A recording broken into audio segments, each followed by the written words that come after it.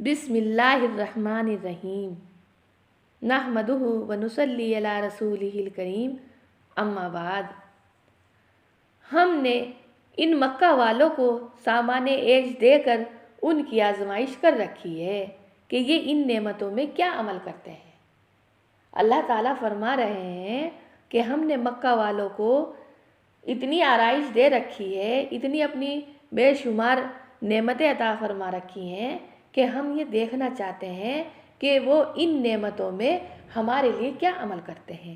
جیسا کہ ان سے پہلے ہم نے باغ والوں کی آزمائش کی تھی کہ جب ان باغ والوں نے آپس میں قسم کھائی اور عہد کیا کہ اس باغ کا پھل ضرور صبح کو جا کر توڑ لیں گے، اور ان کو ایسا پختہ یقین تھا کہ انشاءاللہ بھی نہ کہا۔ کہ کچھ لوگوں کا باغ تھا، جب ان کا باغ تیار ہوا یعنی پھل آ گیا اور پھل بھی پک کے تیار ہو گیا، تو انہوں نے سوچا کہ یہ سارا کا سارا جتنا بھی مال ہے وہ ہم اپنے پاس رکھیں گے، ہم اللہ کی راہ پہ نہیں دیں گے۔ ان کے ذہن میں یہ بات تھی کہ کہیں ایسا نہ ہو کہ یہ مال ہمارا کم ہو جائے اللہ کی راہ میں دینے سے۔ تو انہوں نے انشاءاللہ بھی نہ کہا، بس اس باغ پر آپ کے رب کی طرف سے ایک عذاب آ گیا، استغفر اللہ، جو ایک آگ تھی۔ وہ لوگ سو رہے تھے، بس صبح کو وہ باغ ایسا ہو گیا جیسے کٹا ہوا کھیت کہ خالی زمین رہ جاتی ہے، اور بعض جگہ اس کو کاٹ کر اس میں آگ بھی لگا دی جاتی ہے۔ بس صبح کو سویرے وہ باغ والے ایک دوسرے کو آوازیں دینے لگے، اگر پھل توڑنا ہے تو سویرے چلو۔ بس چلتے ہوئے آپس میں چپ کے باتیں کرتے جا رہے تھے کہ آج کوئی محتاج ہم تک نہ آئے۔ کیا کہہ رہے ہیں؟ آپس میں باتیں کرتے جا رہے ہیں کہ کوئی محتاج ہم تک نہ آئے، کبھی ہمیں اسے دینا پڑ جائے۔ استغفر اللہ۔ اسی وجہ سے اللہ تعالیٰ نے اس باغ میں آگ لگا دی۔ وہ اپنے خیال میں اس کے روک لینے پر اپنے آپ کو قادر سمجھ کر چلے کہ کیا وہ سمجھتے ہیں کہ ہم اس پہ قدرت رکھتے ہیں کہ وہ باغ سارا ہمیں ہی ملے گا، سب کچھ خود ہی لے لیں گے۔ جب وہاں پہنچ کر اس کو دیکھا تو کہنے لگے ہم راستہ بھول گئے۔ پھر وہاں جا کر کہہ رہے ہیں کہیں ایسا تو نہیں ہے کہ ہم راستہ بھول گئے، کیونکہ وہاں باغ تھا ہی نہیں، وہاں تو جلا ہوا باغ پڑا تھا، کہیں اور پہنچ گئے، یہ تو وہ باغ نہیں ہے۔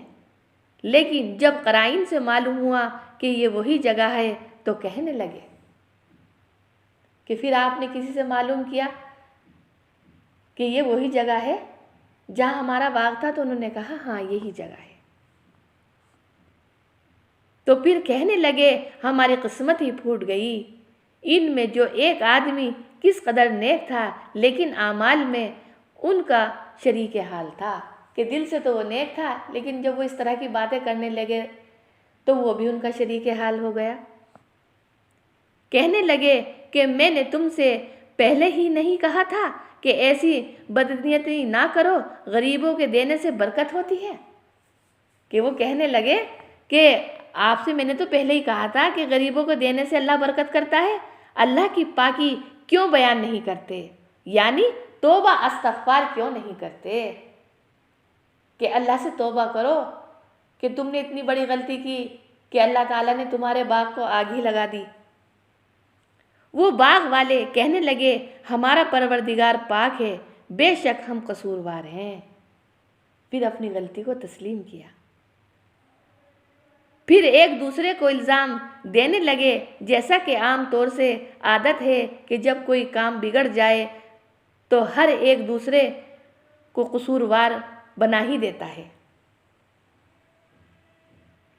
پھر سب کے سب کہنے لگے بے شک ہم سب ہی حد سے تجاوز کرنے والے تھے، کسی ایک پر الزام نہیں ہے، سب کی یہی صلاح تھی، سب مل کر توبہ کرو، اس کی برکت سے شاید ہمارا پروردگار ہم کو اس سے اچھا باغ دے دے۔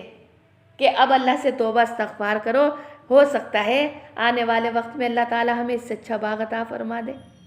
اب ہم توبہ کرتے ہیں۔ اس کے بعد اللہ جل شانہ نے تنبیہ کے طور پر فرمایا کہ اس طرح دنیا کا عذاب ہوتا ہے کہ ہم بدنیتی سے چیز ہی کو فنا کر دیتے ہیں۔ بے شک کہ جب آپ کی نیت خراب ہو جاتی ہے تو ہم اس چیز کو ختم ہی کر دیتے ہیں، اور آخرت کا عذاب اس سے بھی بڑھ کر ہے۔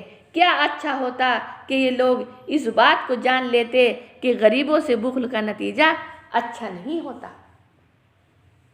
کہ اللہ تعالیٰ فرماتے ہیں کہ اگر آپ ہمارے